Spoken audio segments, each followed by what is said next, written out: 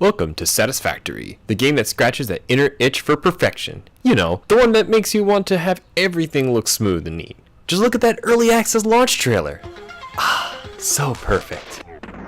Now it's your turn to replicate that on your own planet. You can choose from 3 different biomes with different pros and cons. I haven't tried them all yet, but the grasslands is a good place to start. You can even work with other people, because teamwork makes the dream work. Right? Okay, I need a name everyone will remember. P-E... After a short orientation video by our benevolent owners, I mean employers, fix it, and a quick trip to the surface. Should I be concerned about that noise? Nah. Yeah, I'm sure it's nothing. It'll go away, right?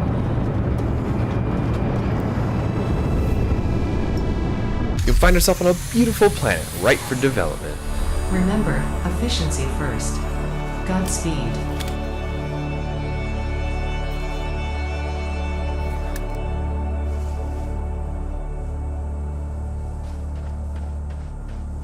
Now you're off to the final objective of automating everything, or at least, as Fixit puts it, Fix-It pioneers have 3 cyclical assigned pillars of work to ultimately accomplish project assembly. and you get to choose how that is achieved. Want to build a literal stairway to heaven? Done. Want to find out what's over there? Go right ahead. Want to raise the land and turn it into a clean industrial mega complex for the betterment of the company? Required. The order you do this is up to you. It's not like Fixit is gonna send someone to your planet just to nag you for not doing a specific list. Mandatory reminder that you are under 24/7 surveillance. First order of business before you can become the industrial mogul that would make Jeff Bezos tremble in fear, you need to build the hub. Because all multi-million-dollar ideas started off in a garage. Yours just happens to have a magical workbench that is 1 step below a replicator, a drone-operated spaceship, 2 beds just in case you didn't like one, an automated research station, and a computer that runs on Windows XP. Ah, the days when Minesweeper came pre-installed. Apparently all powered by magic, because the lights are always on and I don't see any solar panels or windmills. You can even turn off the biogenerators attached to your hub, and all the lights will still be on. Who's worried about the impacts of global warming when you're surrounded by hostile animals that sprout from plants? Plants that fart deadly toxins, creatures that spit fire, and who knows what? I don't know what you are, but I'm terrified. You could turn on arachnophobia mode, but as any big YouTuber would say, most of my content is made from my pain. At least bacon now grows in the wild, so I guess that makes up for it. As you complete milestones, you unlock new buildings and tools to help you along the way to total automation, while adventuring gives you rare resources and alternate recipes for materials.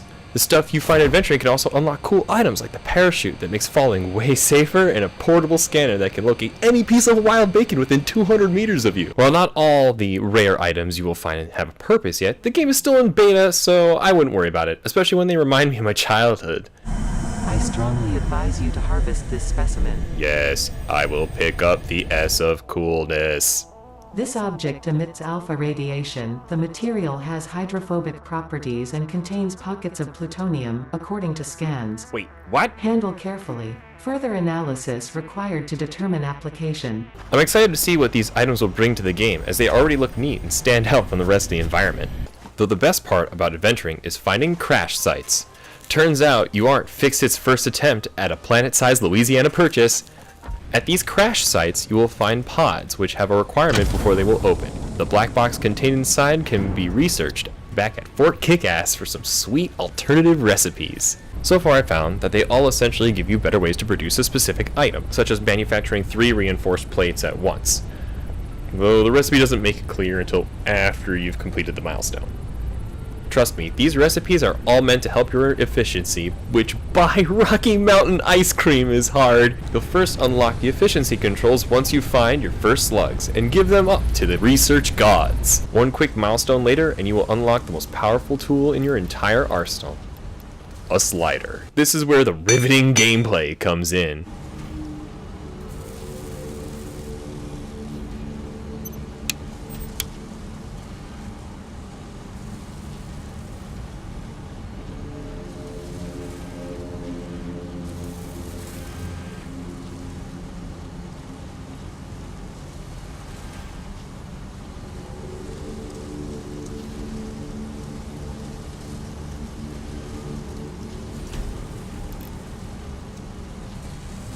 This slider will be your life. It is the answer to all your deep questions. Got a pile up of material somewhere? Move a slider. Not enough material going somewhere? Move a slider. Can't exploit the ground fast enough? Move a slider. And if you ever heard of the andon system, you realize what the glowing sticks on top of every building is real quick. So the andon system is a manufacturing term referring to a system to notify management, maintenance, and other workers of a quality or process problem.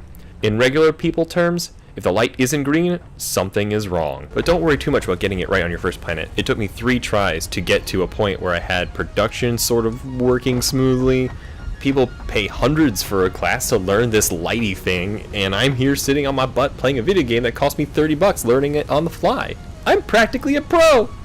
Okay, so after 4 hours of slider adjustment, everything should run smoothly now. The reward for getting everything running smoothly is not only a sense of satisfaction that fills the void in your soul, but your buildings will use less power, so you can put more buildings on less power generators.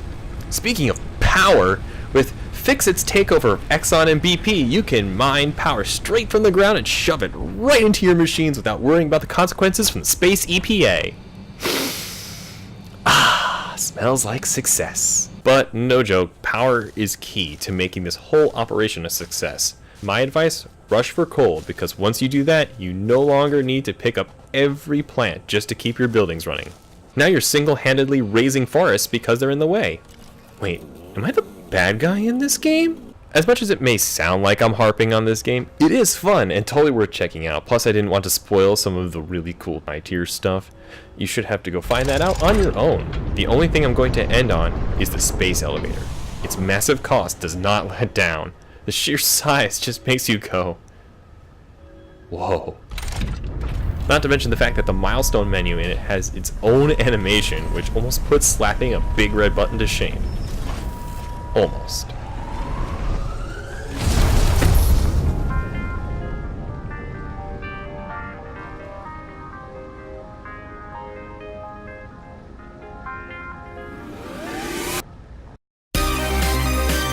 Hey guys, I hope you enjoyed this video. If you liked it, leave a comment below. If you don't, leave a comment below too. I want to know. I want to know what you guys think of this new style. And if you like what you see, or you want to see more of what I got, just hit that little subscribe button.